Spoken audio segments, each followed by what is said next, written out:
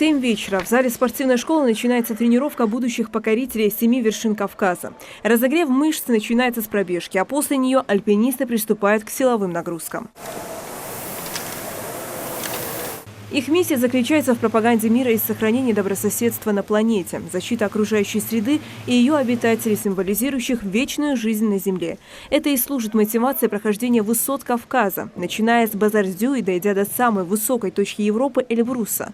Залимхан Костоев был экспертом на Машуке 2018, когда познакомился с проектом, и ему предложили поучаствовать, от чего он не смог отказаться. Поддержку тем, кто реально нуждается в этой поддержке. Либо действием, либо каким-то словом, я не знаю. Сегодня вот нам предоставилась такая возможность, в частности мне, как резиденту этого проекта, принять в нем участие и сказать свое тоже слово. 7 участников, 7 вершин. Их маршрут на карте обозначает символ бесконечности. Каждый участник отвечает за определенную сферу в экспедиции. Тренер, руководитель, медик. Ну и куда же без оператора? Всех подписчиков проекта будут знакомить с достопримечательностями, с культурой и кухней народов Северного Кавказа.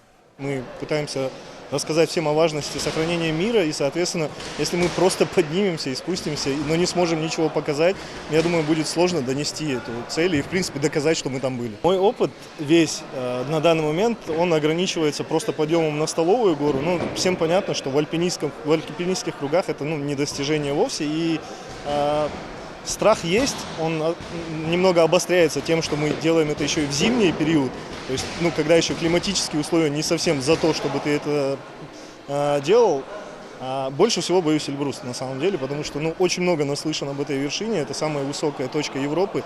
И вот этого боюсь. То есть вершины всех остальных регионов, они довольно легкие. Им предстоит долгий путь на склоны и скалы могучих Кавказских гор. Несмотря на подтянутый вид этих участников, лишняя тренировка им не помешает. Тренер, он же и резидент проекта, выписал им 2-месячную подготовку, исходя из исследований покорителей гор. Для них построил такую программу, больше на выносливость и чтобы ноги у них не закислялись. Это такие тренировки, как поднятие по бэкборду, которые необходимы альпинисту, например. Это такие тренировки, как прыжки на тумбу, байк, аэрбайк, это чтобы ноги не закислялись, когда будут подниматься на эту гору, и чтобы показывали хороший результат. Проект предполагает развитие туризма и содействие популяризации туристической привлекательности Кавказа. Также экспедиция способствует развитию альпинизма в регионе. Горы, по словам руководителя, будут покорены до конца этого года. Они готовились, учитывая все аспекты.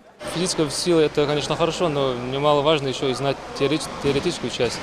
Здесь нам помогают профессиональные альпинисты, которые не раз покоряли Эверест.